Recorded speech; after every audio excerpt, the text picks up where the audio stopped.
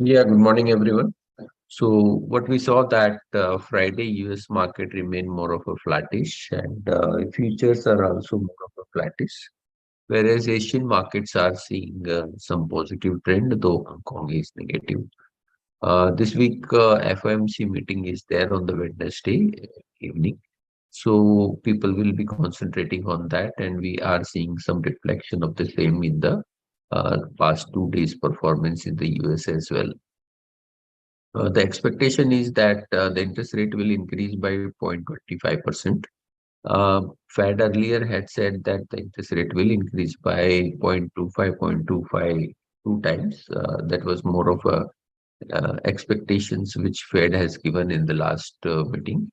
But the market expectation thereafter has changed because of the data available in the uh, which came after the Fed meeting, and the market expectation is that Fed will increase interest rate by only once 0.25%, and thereafter there will not be any increase in the interest rates. And we saw because of that the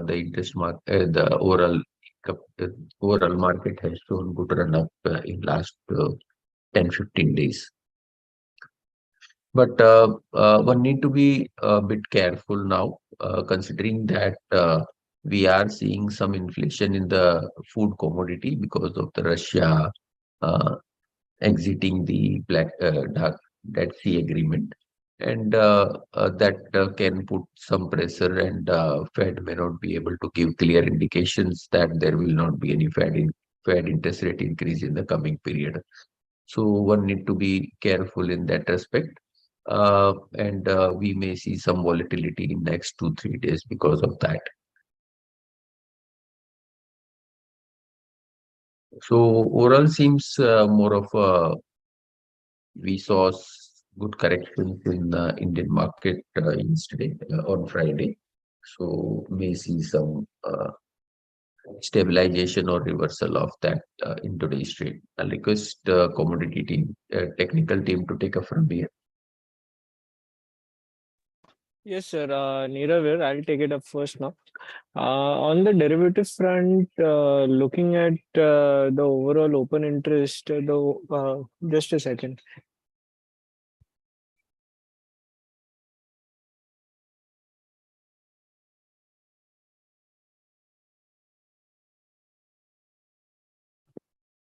Hello. Yeah. Sorry. So on the open interest front, the OI is coming down now after a huge rise, of about 20 odd lakh shares in about 3 days. We have seen open interest come down. PCR has come down as well from the overbought zone, which was around 1.5. It has come down below the 1 levels. The VIX has decreased as well. Um, so all in all, the data is turned positive. Also, one very important thing, the cost of carry. We were in a discount a day back, and that is why we saw this 200-point fall. And post that, Nifty is again back to premium of about 30 points. So all in all, the data is positive. The only thing is the 19,800, 900, and 20,000 call strikes have considerable amount of open interest built up. So it will take some time to break that level. So we might just remain range bound for a couple of days and then probably again look to breach above the 20,000 levels. We'll have to see how much liquidation takes shape in these call strikes. And once we start to see liquidation, that is when you will see good buying action coming in. So yeah, Nifty should remain in between 19,600 to about 19,900 in for the next couple of days. Looking at the stock specific data, we are seeing some good buying action in PSUs, especially oil PSUs like BPCL, IOC, HPCL, and also ONGC. In fact, there is broad-based buying going on there. So that is one thing to look out for. They can witness further buying going forward, and they can move up at least 4-5% in the next couple of days. So look out for the same. Also, McDowell has witnessed a lot of buying. There's a breakout on the technical charts, and lots of shorts were built into the system here, and we are seeing short covering action. So it is near the 52-week highs, and with that short covering action, so that becomes a very strong sentiment for this particular stock. And you can witness some buying going on in this stock. So yeah, look out for the same. So that's it from my side. Like to ask the fundamental team to sorry, Swati, to take up for the technical part. Yes, thank you, Nirav. Good morning, all of you. Today, the market is likely to open a bit with the gap down opening, and we're likely to witness some sort of a profit booking during the day. Friday, we have seen that the Nifty has almost tested a high at around 19,900 levels, but intraday it fails to give the breakout of the same levels and maintain a closing below the same, which gives us some sort of a cautious sign going ahead. Now, as of now, for today intraday purpose, we believe 19,700 will act as a first initial support level. If it's break that level, then 19,660 levels can be seen on the downsides. Whereas on the other side, as of now, on higher side, we can see that the resistance is placed at 19,900 and 19,970 is the crucial resistance levels. As long as Nifty trades below 19,900 levels, we are likely to witness profit bookings on every rise at such. So we request the clients to book your profits at a higher level or keep your stop loss trailing as the Nifty goes up. Now coming towards the Bank Nifty for today intraday purpose, the first support is placed at 45,940. Any move below that level, we expect a more selling pressure, which might take a Bank Nifty towards 45,770, 45,550 levels. Whereas the resistance is placed at 46,300 and 46,520. Now coming towards the Nifty Finance Services, 20,700 and 20,800 are the crucial resistance level, whereas the support is placed at 20,520 and 20,440 levels. The overall view will remain a cautious as long as Nifty trades below 19,900 levels and the Bank Nifty trades below 46,500 levels. So the overall long-term view will remain a positive, but short-term pull downs can be seen into the market because we have witnessed a very steep rally non-stop in the past 7 to 8 trading sessions from 19,400 to 19,900 levels. So profit booking cannot be denied at the higher levels. So trade each and every transactions with the strict stop loss. That's it from my end. I request fundamental team to take a call forward. Power Finance Corporation has signed a memorandum of understanding worth 2,37,000 crores with 20 companies, both public and private, in the clean energy management segment. Company inked these MOUs with big large companies like Adani Group, Greenco, Renew, JBM Auto, etc. So this is positive for PFC. On the result side, Kotak Mahindra Bank result was in line with expectation. All metrics were stable. Net interest margin came off by 18 basis points to 5.57%. Credit cost remained stable at just 0.5%. If we look at the profit figure, it seems to be that it has come higher than estimate, but that is mainly because of higher treasury income. Otherwise, most of the numbers are in line with estimates. We remain positive on Kotak.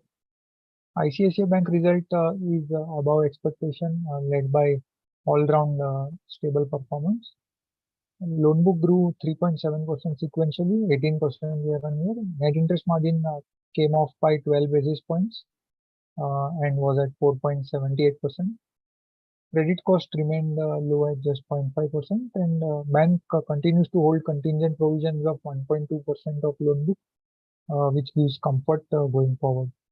We remain positive on ICICI Bank. RBL Bank result is marginally above expectations. Loan book grew 4% sequentially, 21% year-on-year. NIMs came off by 17 basis points to 4.84%.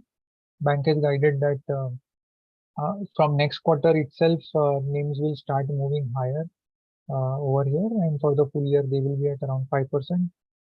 OPEX and credit cost was stable. Slippage reduced from 3.9% to 3% in a seasonally weak quarter, that is Q1.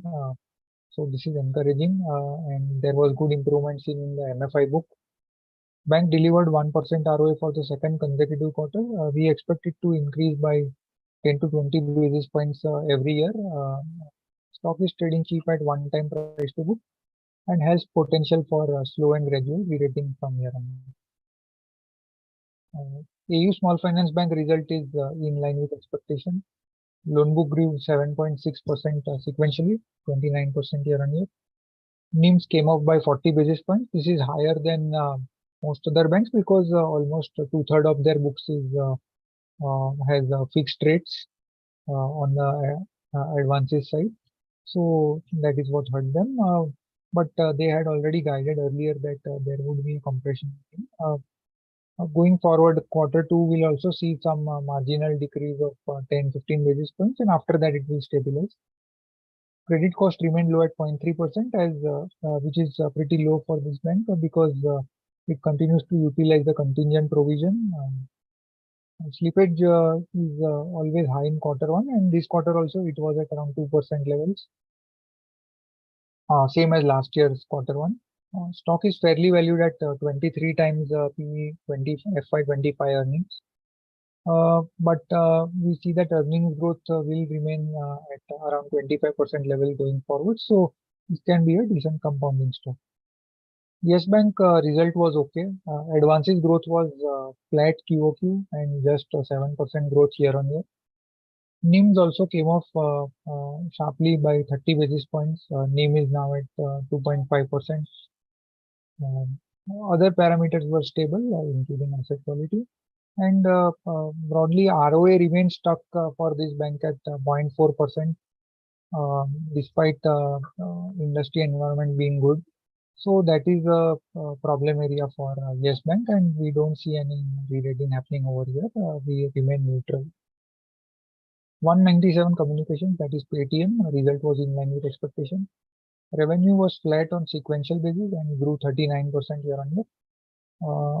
Bottom line, that is loss, was at 357 crores versus sequentially 168 crores and year on year 644 crores. Stock is trading at almost 6 times the quarter one annualized sales. We remain positive from long-term perspective on Paytm. Credit Access Grameen result has improved on all fronts. After a long time, we have seen credit cost for Credit Access coming below 2% levels. It is 1.4% versus March quarter 2%. And this has led to good increase in the ROA. ROA was already coming at close to 5% since last few quarters, but this quarter it was at 5.8%. AUM also saw good growth, 4% sequentially. Q1 is weak quarter, but on year-on-year basis it was 40%. And if you look at 0 plus days past due, that is overdue accounts, and they declined further from March quarter to from 1.5% to just 1.2%, which seems to be a very good scenario for the industry currently, because in an unsecured product, 1.2% is a pretty low number. So we think that the leader in the microfinance has given very good numbers, and we see the stock moving higher, and along with the industry, along with the stock, the industry will also come in limelight. Only thing one has to keep in mind for microfinance stocks is the recent floods that we are seeing across states. Hopefully they do not continue going forward, and situation remains under situation remains stable. HDFC Life Insurance result is above expectation. Annualized premium equivalent, that is APE, grew 22% against expectation of just 12% growth. VNB margin declined 100 basis points and came at 26%, resulting in VNB growth of 18% year on year. Valuations are not cheap at 3.4 times price to EV, but we still feel that stock can compound at around 18-20% going forward. We remain positive in HDFC Life. Thank you. Yeah, good morning. JSW result was above expectation, mainly due to higher volumes.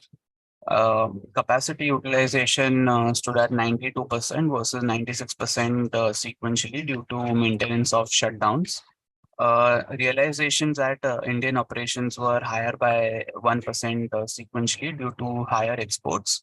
Also, the auto contracts are under negotiations, which might support overall average prices. However, realizations are down by 15% year on year. EBITDA per ton stood at 12,340 versus 12,160 quarter on quarter.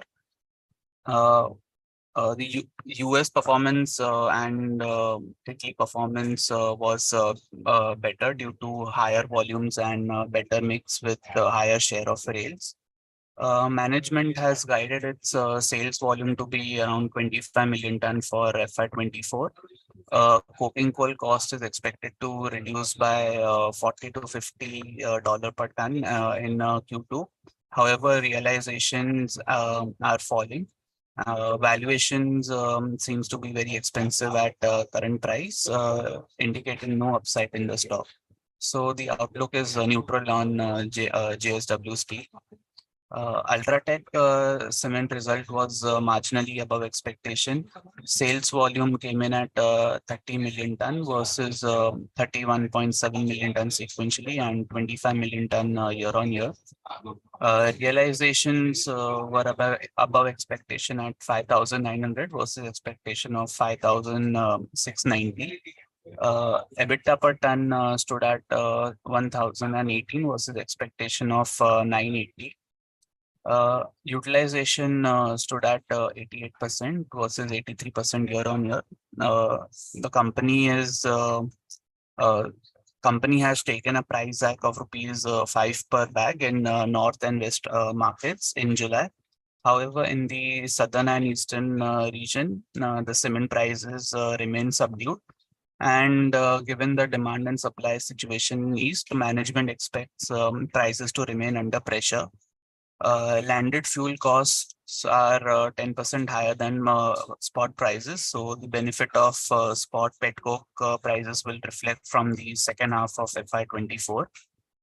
Management has guided volumes to grow in double digit in FY24 and will outperform the industry by 400 to 500 basis points. Reduction in petcoke prices and further increase in green power will result in lower power and fuel costs going forward. So the outlook remains positive from a long-term perspective. Vedanta's result was marginally below expectations, mainly due to lower commodity prices. Revenue came in at 33,733 crores, down by 11% sequentially and 13% year on year. EBITDA came in at 6,420 crores versus expectation of 6,960 crores. The aluminium prices aluminum prices are down to $2,190 per ton. Versus the average of $2,258 per ton in Q1, mainly due to weaker demand outlook and modest economic stimulus announced by China. Zinc prices are also down as compared to the first quarter, mainly due to weak global demand. So the demand outlook has weakened largely due to slowdown in economies like Europe and North America and weaker demand from China. So the outlook remains neutral on Vedanta. Thank you. Good morning. Atul Limited posted the result and the result were above expectations, both in terms of top line and bottom line. However, our outlook remains neutral due to the industry headwinds. The Q2 performance would need to be watchful about. If you look at the overall performance, there was a weakness in demand across key segments such as polymers, aromatics, dyes, coupled with decline in product prices had an impact on top line. So the top line degrew by 20% YOY. And operating margins also remained weak at 15.4% due to weak product mix. Dodla Dairy Limited result has improved, while the revenue grew by 15% YOY at rupees 823 crore, where one of the element is increase in milk prices, and it has also delivered decent performance in terms of volume, where average milk procurement grew by 7.4% YOY, and average milk sales growth was at 6.2% YOY. The EBITDA margin came at 7.3% versus 6.3% in the same quarter last year. This was led by the value-added product sales, which stands the contribution of 32%, and also the curd sales grew by 3.1%, which is the higher margin product. The con call is scheduled today, and we'll share the outlook post the call. Thank you.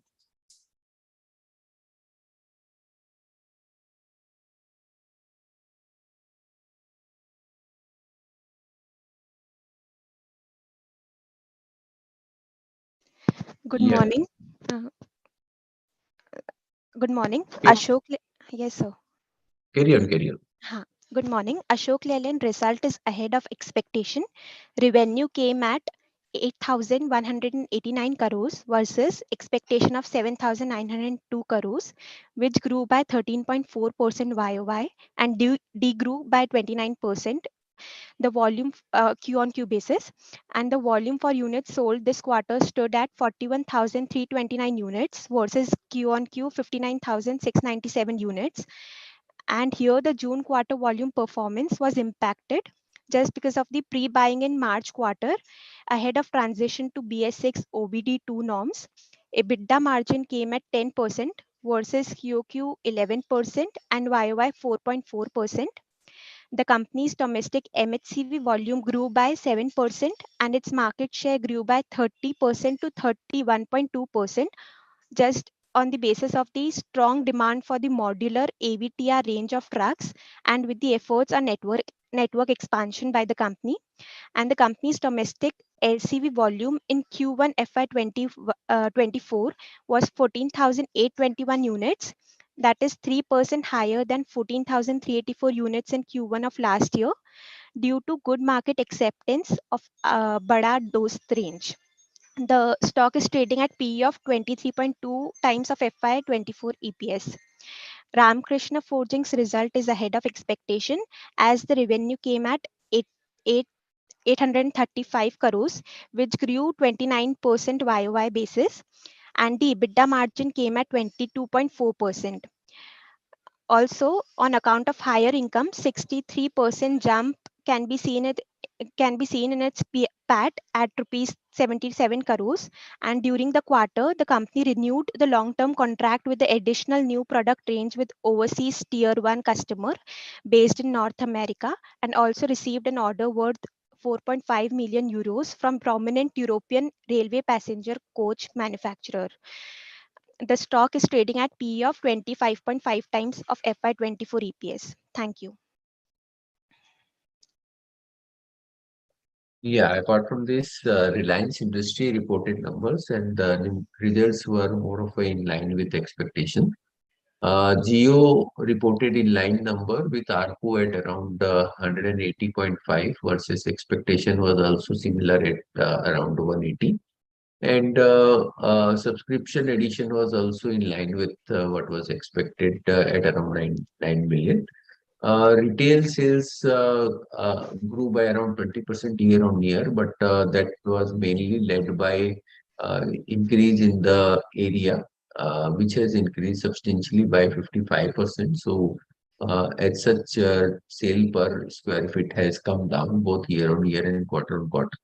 And EBITDA margin has shown marginal improvement at 7.9% versus last quarter 7.7 and last year 7.6%.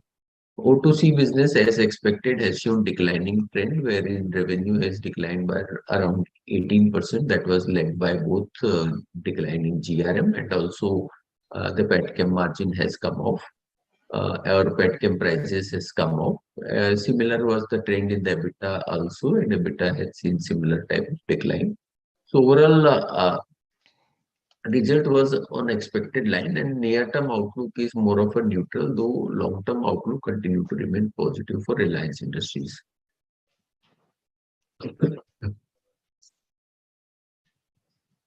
Apart from that, DLF has announced the results, and here the booking has come a bit softer. It has come at around 2040 crores new booking, whereas the last quarter it was extraordinary booking we had seen of around 8,400 crore plus. Now it has come to its normal usual booking of around 2,000 per quarter, which was the case even in the previous three quarters, that is Q1, Q2, Q3 of FY 23. Now again back to that level, though Q4 was an extraordinary quarter. So outlook remained more of a neutral for DLF from here, though the result was a bit below expectations.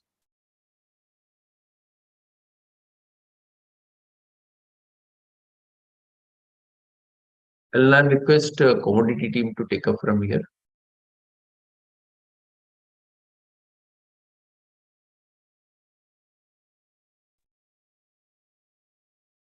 Thank you, sir. Do we Very have? good morning. Yeah, please. Yeah, morning, sir. Very good morning, all of you. In USD we are expecting some range bound movement in the range of 82.95, and on the upper side is 82.15 levels. So on the higher side, if market comes around 82.05 levels, so one can initiate a short positions with a stop loss of 82.15 for the target of 81.95 and 81.80 levels, and on the lower side, 81.87 act as a very strong support. In JPY INR, if price is 30 levels, so one can initiate a long positions with a stop loss of 57.83 for the target 58.55 and 58.70 levels. In Euro INR, if prices are sustaining above 91.46 levels, so one can initiate a long positions with a stop loss of 91.26 for the target of 91.70 and 91.98 levels. Thank you.